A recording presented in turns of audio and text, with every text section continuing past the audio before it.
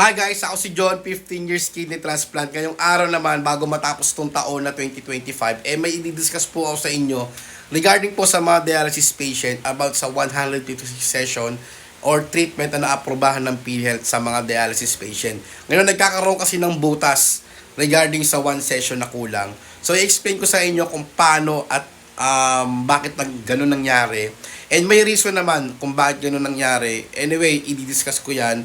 May ipapakita po sa yung diagram na galing po kay Sir Ray. Kaya shoutout po kay Sir Ray dahil pinayagan nyo ako na magamit yung diagram para sa video na to.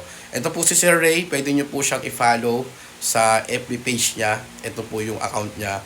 And siya po ang president and founder po ng Dialysis PH, which is admin po tayo doon. Yun na po, para mas lalo maintindihan ng mga dialysis patient kung paano nagkakaroon ng problema. And malaking bagay din po ito sa mga dialysis patient. Baka next year mangyari po ulit, hindi pa po natin alam. Kaya i-explain ko po sa inyo na malinaw. Kaya naman panoorin itong video na to. Ito yung sinasabi ko sa inyo na diagram na ginawa ni Sir Ray Abacan. So humingi tayo ng permiso sa kanya para magamit yung ginawa niyang kalendaryo ng dialysis treatment. Ngayon, ang inapprove kasi ng PhilHealth is 156 session or 156 treatment.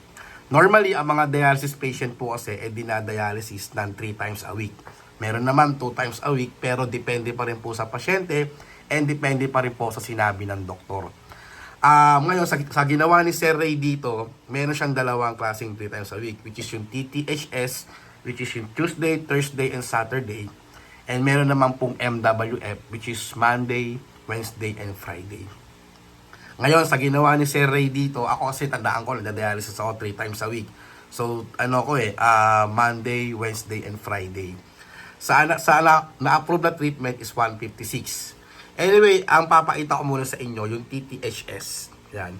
Sa TTHS, sa ginawa ni Sir Ray dito, is umabot po siya ng 156 treatment. Ito po yung number of treatment per month. Yan. Sa January 13, February 12, March 13 treatments. So 13 days po yan na screenshot nyo na lang para at least mas maintindihan nyo. And so on and so forth. Ngayon sa ginawa ni Sir Ray dito, ito yung mga bilog na yan. Ayun yung mga nag-dialysis. Let's say na na wala silang absent sa dialysis. As in religiously nakapag-dialysis sila, hindi sila nakapag-miss. Dapat gano'n sa mga nagda-dialysis dapat puntahan nyo yung treatment nyo dahil sayang po talaga. Anyway, excuse me. Sa dito, sabihin natin wala silang absent. So dito sa TTHS, ito po yung may mga bilog, ayan po yung pinuntahan nila. So sa TTHS, sakto po na 156 treatment ang na-consume nila. So wala pong problema sa TTHS. Ngayon, ang magiging problem lang po talaga, itong Monday, Wednesday, and Friday na 3 times a week pa rin po. So makikita dito, meron din po mga treatment, January 14, sa January naman, 14 treatments. Dito po kasi 13 lang. So yun po yung difference ng 2025, which is umabot po ng 157 treatment. Makikita po yung sa bilog dito. Ngayon, pagdating ng December po kasi, yan, kung makikita nyo sa December, yan, meron pong dilaw dito na ginawa sa Sir Ray. Yan, yung bilog na yan, ayan po yung kulang na treatment. Which is, ayan po yung concern ng ibang pasyente na bakit hindi na lang gawin na 157 treatment taon-taon. Para at least, sakto talaga. Kung talagang araw-araw nila or palagi sila nagpupunta sa dialysis center nila na wala silang absent. Na medyo, nanginginig kamay natin dahil wala tayong stand. Ayun yung concern ng mga pasyente dyan. Itong 157 na session treatment. Ngayon, ang ginawa ni Sir Ray, nakipag-ugnayan siya sa PhilHealth. Ni-raise niya yung concern na baka pwedeng gawin na lang na 157 session para hindi na rin mag-abono yung mga pasyente sa darating na 2026. Ito kasi yung crucial dyan, yung 31 days. Ayan na yun. So, hindi natin alam kung ano sa 2026. Minihintay na lang yung sagot ng ng PhilHealth about sa concern ng mga dialysis patient. Let's say na ngayon December 31, kailangan nyo mag-dialysis. Kausapin nyo yung dialysis center nyo kung magbabayad kayo, kung magkano yung babayaran nyo. Kasi may nababalitaan din po kasi kung ano yung binibigay ng allotted ng PhilHealth na kunyari 6,350 naman talaga, 'di ba, per session. Yun din ang babayaran ng pasyente, which is sobrang mahal, 'di ba?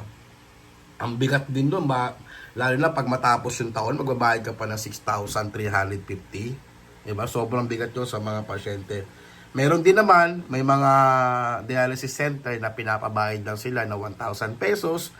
Tapos yung dialyzer ay sagot na po ng dialysis center. Tanong nyo lang din po. Tanong nyo din sa center nyo kung magkano yung babayaran nyo and kung libre ba yung dialyzer nyo.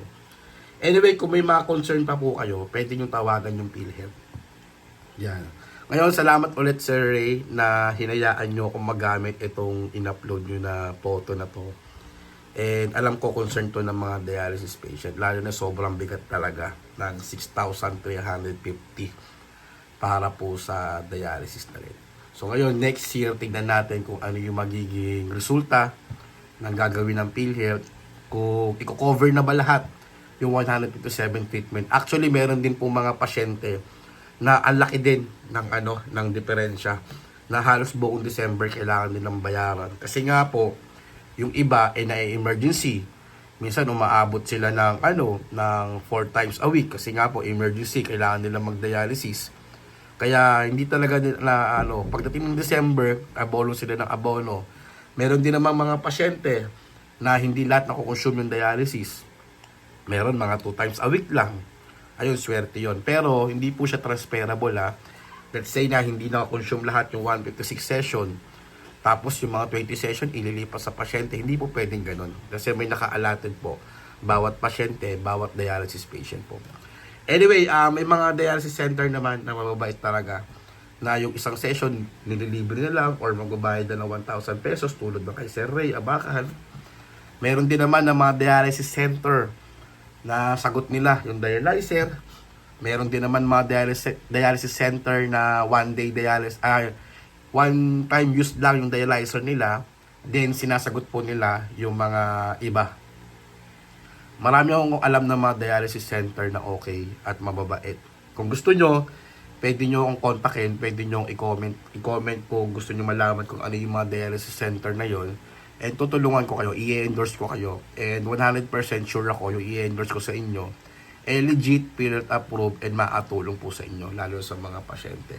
Hindi ako magre-recommend ng dialysis center na mapapahama kayo or mahihirapan kayo kasi yung dialysis center na sinasabi ko sa inyo makakatulong po sa inyong mga pasyente. Yun lang po, sana nakatulong tong video na to. And again, sa 2026 hindi pa natin alam kung ano yung mangyayari, pero ipag-pray natin na magiging maayos at magiging favorable sa ating mga pasyente. And sa mga dialysis patient dyan, alam ko transplant na ako. Pero syempre yung concern ni Sir Ray, ng President ng Dialysis PH, yung makakatulong po sa ating lahat and sa mga pasyente po. Tulong-tulong lang tayo, and syempre pang-unawa na rin sa gobyerno kung ano meron pa, yung effort na ginagawa nila para makatulong po sa mga pasyente. Dahil lahat po ng ginagawa namin Dialysis PH ng mga pasyente, ng gobyerno, yung makakatulong po sa ating lahat. Yun lang po, ingat palagi. Kung nasan man tayo, Happy New Year, and sana sa 2025 maging malakas kayo, matatapos ang taon na malakas, 'di ba? Punong-puno ng pag-asa, and sa next year baunin natin 'yon para maging inspirasyon sa darating 2026. Maraming pagsubok, maraming pagdadaanan, pero malalagpasan pa rin natin 'yon. God bless po sa ating lahat, at ingat po palagi. Happy New Year po sa ating lahat.